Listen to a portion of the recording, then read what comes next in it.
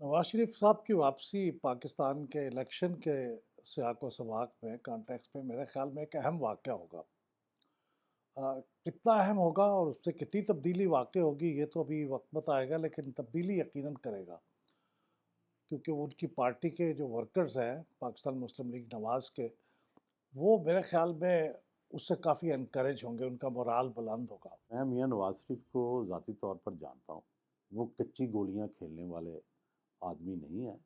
मुझे लगता है कि परफेक्टली उनकी जुज़ियात तक मामलात जो हैं वो तय हो गए होंगे और ये तय हुआ होगा कि फ्यूचर में क्या होना है। डेफ़िनेटली इसमें कुछ मुल्क भी, पाकिस्तान की एस्टेब्लिशमेंट भी, ये सारे इस मामले में शरीक कार रहे हैं, बातचीत हुई है, मामला तय हुआ है। दो बड़े अहम सवाल हैं नवाज शरीफ साहब की वापसी के मुतालिक।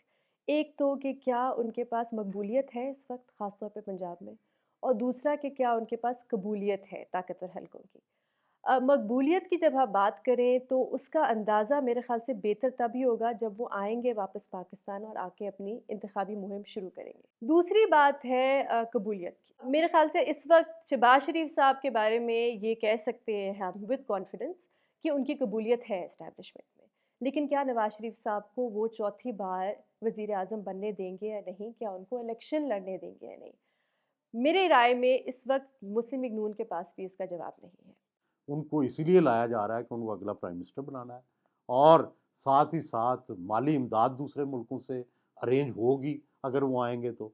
और मेरा ख्याल है कि शायद डायरेक्ट जो है वो निगरान हुकूमत को या फ़ौजी हुकूमत को पैसे नहीं मिल रहे, उनको भी एक पॉलिटिकल फेस चाहिए। कुछ डिसएडवांटेजेस हैं नवाज शरीफ साहब को जब वो वापस आएंगे मुल्क में।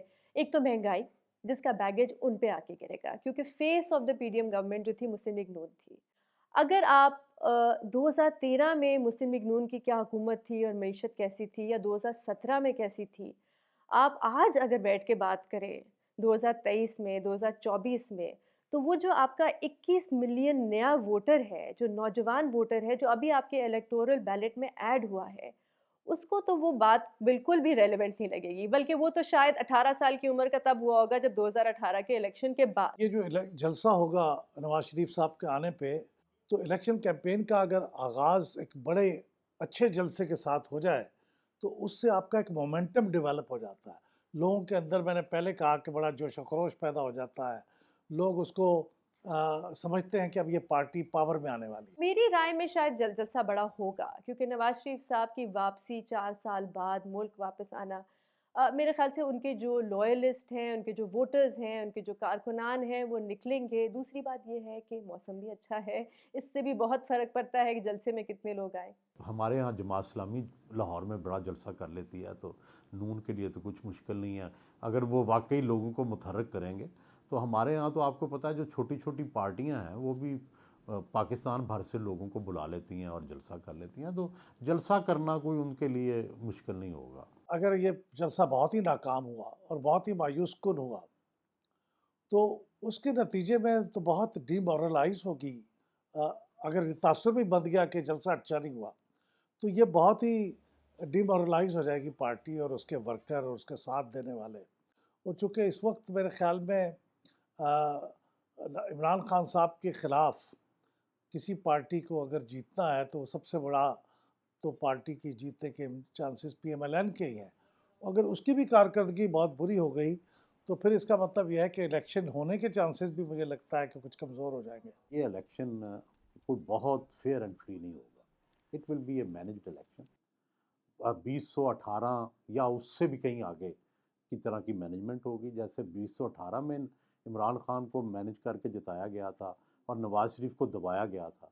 इस दफ़ा इमरान खान को दबाया जाएगा और नवाज शरीफ को जिताया जाएगा। माजी के जो कई इलेक्शन थे, वो कोई आइडियली फ्री एंड फेयर तो नहीं थे, और मुझे इस दफ़ा भी ये गुमान यही है कि ये आइडियल फ्री एंड फेयर तो नहीं होंगे।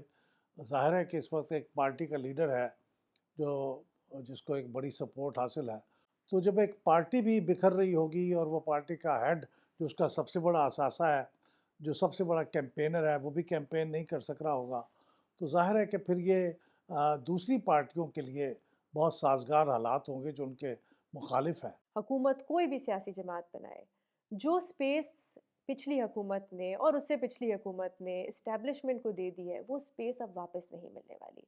जिस किस्म की आपने एसआईएफसीज़ जैसी जो बॉडीज़ बना दी हैं और कानून साज़ी करके उनको लीगलाइज़ कर दिया है, और जिस तरह आपने आर्मी को और फ़ौज को एक मैंडेट दे दिया है गवर्नेंस में, मईशत में और हर चीज़ में, वो जो स्पेस है वो कभी नहीं वापस मिलेगी। तो जो भी हुकूमत होगी एक हाइब्रिड हुकूमत